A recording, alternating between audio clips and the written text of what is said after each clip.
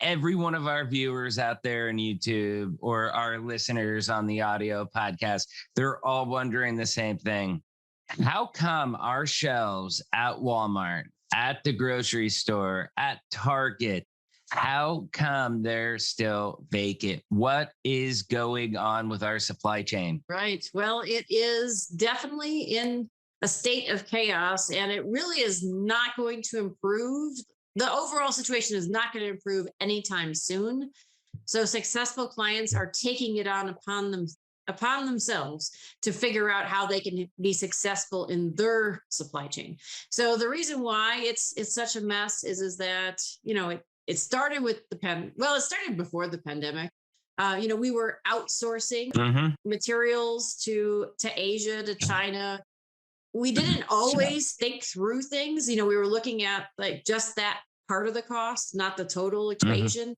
So the costs were already coming into alignment for non-commodity products long before the pandemic, but we had invested so much capital that we were slow to change.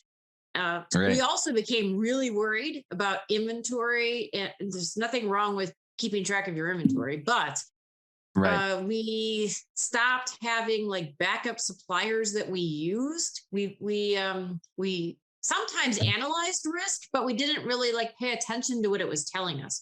So the pandemic really showed all of the problems, and so what happened is that the wrong products were in the wrong place at the wrong time. The ports, had well, we shut down and at a different time from when China shuts down, as an example. And then we Right. have pileups of ships at the port.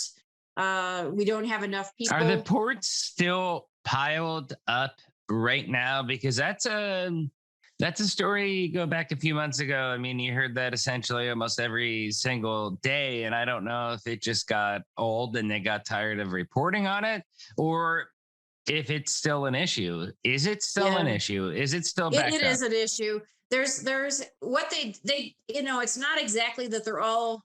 It's kind of like at the grocery store. They're not all in the checkout line, but they've Hmm. implemented procedures so that the container ships slow down. And so like they're driving very slowly across the Hmm. water and or waiting outside, like 150 miles offshore. So there's still a stockpile of ships out there. However, because the holiday has passed, people aren't talking about it as much because they're not worried about the peaks, the holiday Hmm. season and those types of things.